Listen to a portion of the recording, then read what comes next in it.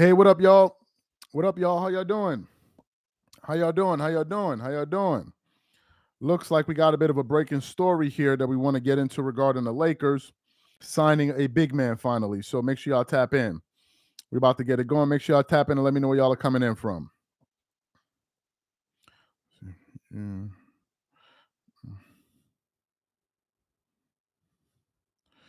How y'all doing?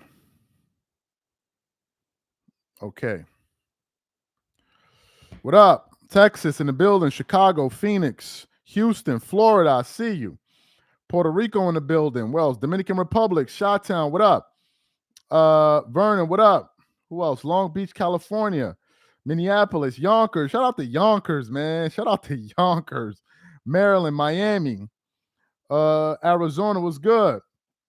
Who else we got? Chicago. A lot of people from Chicago, Atlanta in the building, Brooklyn in the building, Jersey in the building. Let's get it going in the next minute. Make sure y'all, let's get these likes up. We're gonna get into the story for y'all. It says Zamunda. Zamunda in the building. Hartford, not going to LA. What up? Dominican Republic. Welcome in. Detroit. Shout out to Detroit. Haiti in the building. What else we got? Dominican Republic. Okay.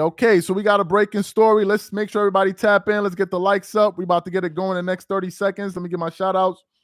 Detroit in the building. Columbia was good. Who else? Somebody said is LeBron gone? No, not yet. New Jersey in the building. What up to New Jersey? Armenia. Where is that? Dallas, Ethiopia, Maryland in the building, Santa Ana, New Jersey, San Antonio. We got 10 more seconds, 15 more seconds while I do my shout outs. North Korea, LA, South Carolina. What up, Brian in South Carolina? I see you. Dusan in Serbia. What up?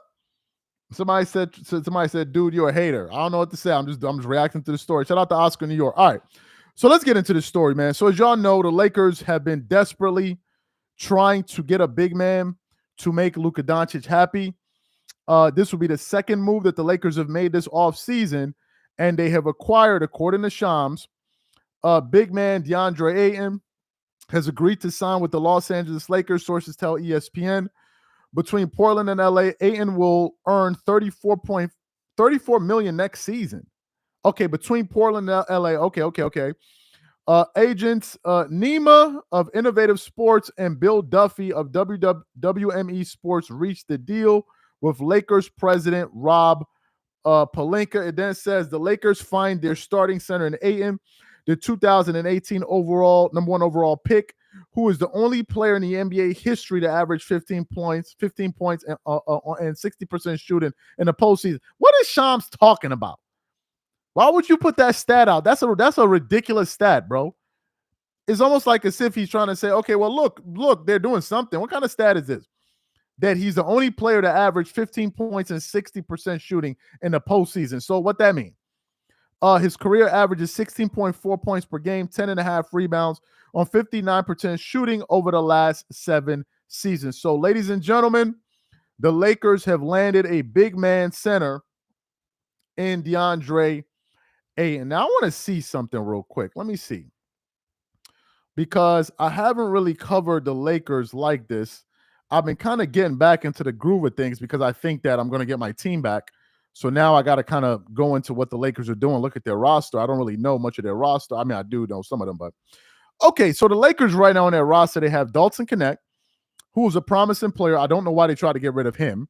You have Austin Reeves, who declined his player option, Gabe Vincent, LeBron James, Rui Hachimura, Jackson Hayes. Dorian Finney-Smith is gone, from what I know.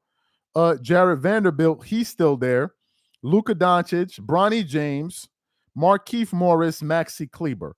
So the Lakers have some pieces. Now, looking at this roster here, for the center, they have Christian Koloko, and they have Jackson Hayes.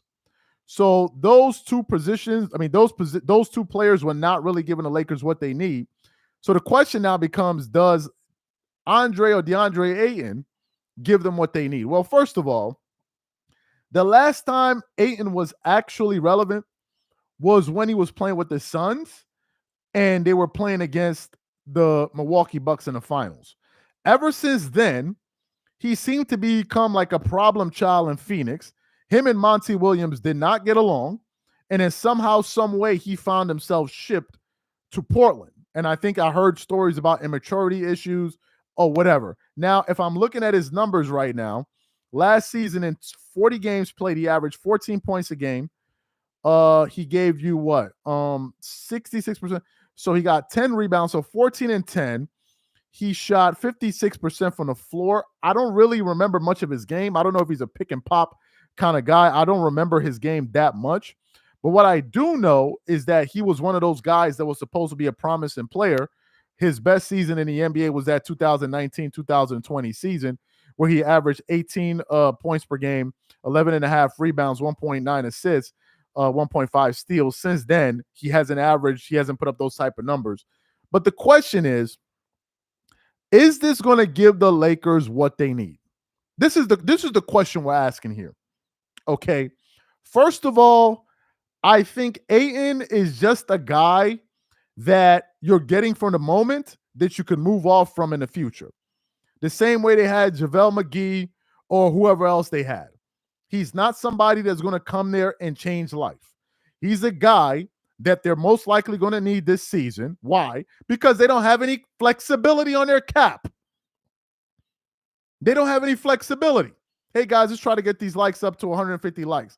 The Lakers have no flexibility with the cap. So there's only so much that they can actually go out there and do. So Deandre Ayton is somebody, I believe, this season that they're going to put in a position and ask him to do more than he's actually capable of. So if there are any Laker fans watching this live right now, don't have any high expectations of Ayton. Do you know why? Because we didn't have any before he was a Laker. So I don't know why all of a sudden we're going to expect him to be a difference maker. He's going to be a serviceable big. He's going to be their starter, but I don't think he's going to change life. I think if you have him along with some other players on the roster, some legitimate players, he can be a role player that plays well within himself in his position. That's the first thing. The second thing, yeah, the dude was a number one overall pick how many years ago? Whether or not he was a number one pick in 2018-19 is irrelevant. We're in 2025. Him being a number one pick in 2018 is irrelevant. Giannis wasn't the first overall pick. Look what he became. So what does that tell you about being the number one pick? It means nothing, right? It just means that they project that you're going to be great. Doesn't mean that you're going to be great. So forget the fact that he was a number one pick. The question is, will this help the Lakers? Yes, it will. It will definitely help them. Is it going to change life for the Lakers? My answer is no. I don't think so. Now, what does this move signify long term? This move signifies to me that the Lakers are already thinking of ways of how they can appease Luka. This move is 100% about Luka Doncic. It's not about anything else because they know Luka wanted a big man. That's what we know. So the Lakers went out there and did something. Now, some people may say the Lakers are doing a lousy job in free agency. And I think that the Lakers are in no hurry. I also believe that the Lakers are ready to throw away this season and gear up for next season's free agency. That's what I believe. I'm not saying that the Lakers are going to throw it away in the sense that they're not going to compete or tank. No, that's not what I'm saying. I'm saying that the Lakers understand that this year may not be their best shot to win it all. And I think that the final domino that they're waiting for to drop is LeBron making his decision. Now, as we all know, worst case scenario, LeBron doesn't leave. He still only has 1 year left on their contract, on their books. So next year, they get to write off 52 or free up, not write off, free up $52 million, a $52 million contract. Now, I want to see some of the Lakers players' contracts, and I'm gonna reiterate what Sham said. Lakers roster contracts. Let me see. I want to see who has expiring contracts and everything. Let me see. Okay. So the Lakers, let's see. So the Lakers got a lot of money coming off the book this year or this season, at the end of this season. So the Lakers are going to free up $52 million from LeBron next year. They still owe Luka. No. So LeBron is going to be off the book. So they're going to free up $52 million. Rui Hachimura's contract expires this year. Dorian Finney-Smith, he's gone. Austin Reeves' contract, we're going to have to see what happens with him. Gabe Vincent's contract is expiring. Maxi Kleber's contract is expiring. Dalton Connect is signed for some years. Jackson Hayes is saying that he's not even under contract this year, and Bronny is under. So the Lakers right now are going to be able to free up a significant amount of cap space next season. A significant. If I'm looking at what the Lakers have right now, $52 million is coming away from LeBron. $18 million is coming away from Rui Hachimura. That's what? That's what? $80 million. Dorian Finney-Smith, he's gone. Who else? Gabe Vincent. So the Lakers are going to have a lot of free cap space next season. A lot. And what I think is the Lakers are positioning themselves for next year. Hey, guys, let's try to get these likes up to 200 likes. That's what I think. And I think that they're going to say, hey, you know what? This is LeBron's last year, at least with us. He'll let us know whether or not he's going to retire or not, or if he wants to be traded or whatever. And I guarantee you, after this, next year is when you're going to see the Lakers make some serious moves. Now, what we have to know is, understand is the new management going to be fully in control by then? Now, some of us are kind of surmising that maybe they're already playing a role right now, given the fact that they're not willing to go into the luxury tax and build this super team that LeBron is looking for. So one would surmise that things are already beginning to change. So for the new people coming in, let me read you guys a report. This is from Sham's Twitter account. Let me pin this in a comment here, so you not pin it, post it in the comments so you guys can go check out Sham's page. So it's saying, okay, Ayton will sign a 2-year deal with the Lakers with the player option. Sources, okay, so he has a player option. Okay, Deandre Ayton has agreed to sign with the Lakers this year. Sources tell ESPN between Portland and LA, he will earn $34 million. I don't know how much the Lakers are going to pay him at that. His agent of Innovative Sports and Bill Duffy of WME Sports reached the deal with the Lakers president, Rob Pelinka. It also says the Lakers find their starting center in Ayton, the first pick in the 2018 draft, who averaged 15 points and 60% shooting in the postseason. He's averaging 16.4 points per game, 10 rebounds per game on 59% shooting over the last 7 seasons. So that's what Shams is reporting there, right? So he's a serviceable big man, and he's a starter. So I think this season, everybody should have the appropriate amount of expectations for a guy like this. Forget the fact that he's playing on the Lakers. He's not going to turn into what he's not. Now, we hope that he at least is able to maintain his numbers, but that's going to be highly dependent upon the style of play that the Lakers are going to play. It's highly dependent upon that. If Luka Doncic is going to be the primary ball handler, then Ayton can be a potential roller to the basket and a rim attacker. Can't remember the jargon right now. I can't remember it. He can play within his role. Hopefully, he can get rebounds for the team, help them secure positions. I don't remember what he's like as a defensive player, but again, he's not here to change life. So if they're Lakers fans that are watching this thing saying to themselves, well, maybe we kind of have a shot, I'm going to say maybe we don't.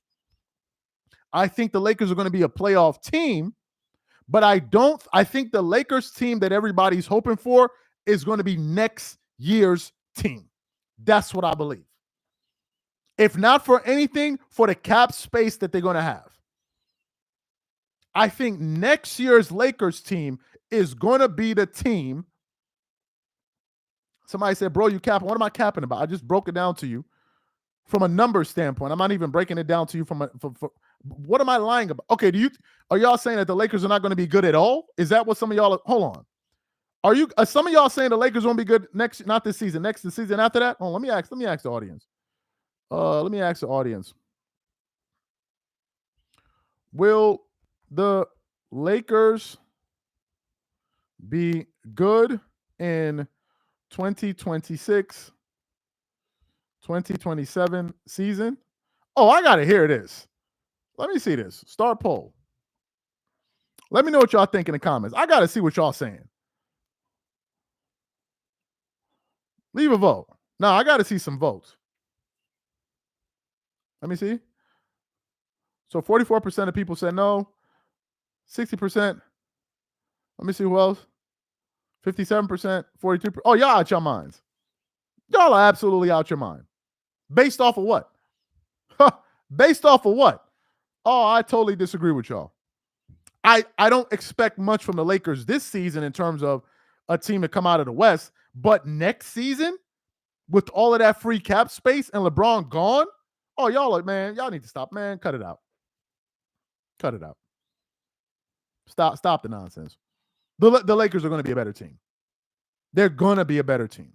The Lakers are going to sign another Supermax player, and they're going to be a way better team in 20. Not this season, but the season after that, they're going to be a better team. Absolutely. Absolutely. You can't convince me. No. If you told me LeBron was still going to be on the team, then I'll have some questions. But to say that it's Luka and another star, and Luka's in shape, and they have the right management in place, and they have the right complementary players, absolutely. Absolutely. Absolutely. Absolutely. Luka was a hell of a player. I mean, look what he was able to do with Dallas last year.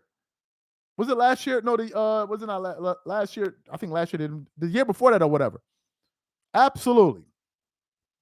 You're being I'm not basing my optimism on my feelings. I'm basing it off of what I think they can do financially and the players they can get.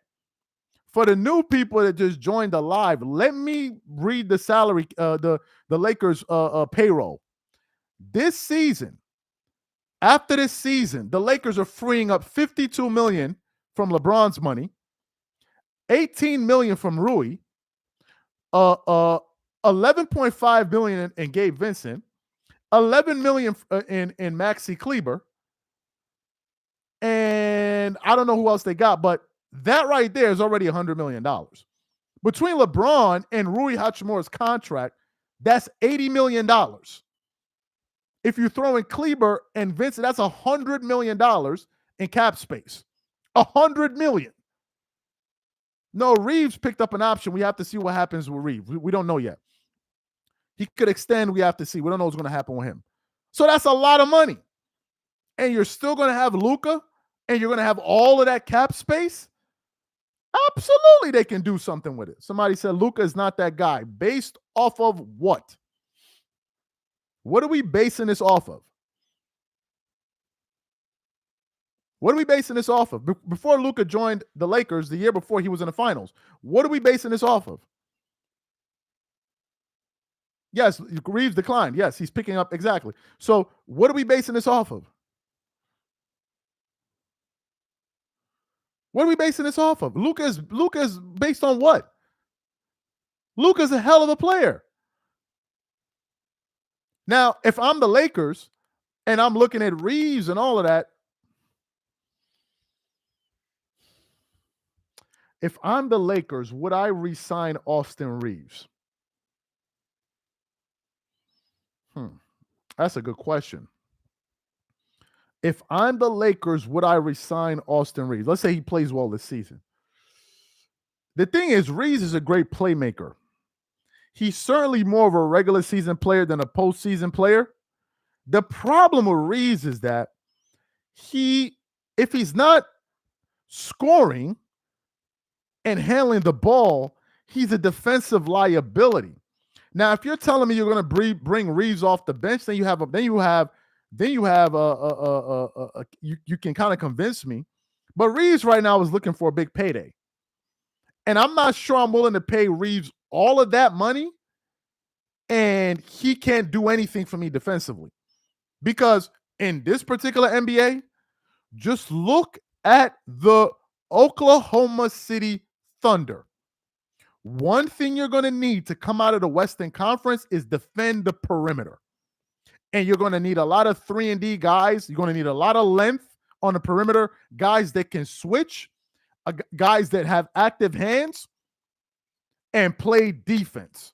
And the question is Reeves going to do that? And the answer is no. That's the answer. So I'm moving off of Reeves too. You need guys like what's the guy that plays for the Celtics? I can't remember his damn name. White. I can't remember his name right now. You need players like that. You need Drew Holiday type player, two-way players. That's what you really need. You need Derek White. You need guys that can play on both sides of the ball. That's what the Lakers need. And then they need another superstar. Another superstar. Now we got to see who's available next season or whatever it is at the end of the season because they're going to have the cap space. But that's what you need. Ayton can be a serviceable big man because you know that he's not going to be the focal point of your offense. So the Lakers got to go out there and either get a 4 or an incredible 1 or get a guy like that played the role Kyrie Irving did. So they're going to need to figure it out. And I'm not sure Austin Reeves is part of the picture. If Reeves is with the Lakers, I would want him coming off the bench. And I would rather him be like my 6th man. Yes, if he's going to be a guy coming off the bench, facilitating the offense, scoring, kind of like a Lou Williams or something like that, somebody that can give you quick offense, yeah, I would like that. But for him to be in my starting lineup, I'm not sure that's what I want. Luka to Tubby. Man. He'd be a nice reserve as a reserve. Yes, I wouldn't keep Reeves in the starting lineup. I wouldn't do that. Just because he doesn't give you anything defensively. He doesn't. And you can't have Luka and then Reeves in the starting line. It's not going to work. So they need to be able to go out there and get, like, think about this. If the Lakers had a guy like a second star, like a Jimmy Butler kind of guy, now we're talking. A guy that can play on both sides of the floor, but that can also score, take off some of the. That's the kind of player they would need if they're not going after a big in free agency. Now, scouring through my brain right now, I would have to think of what type of player would fulfill that role. Maybe like a Jaylen Brown. Now you kind of got me. Somebody like that. Yeah, Jaylen Brown, but I think he just signed with the Celtics. So we'll have to see.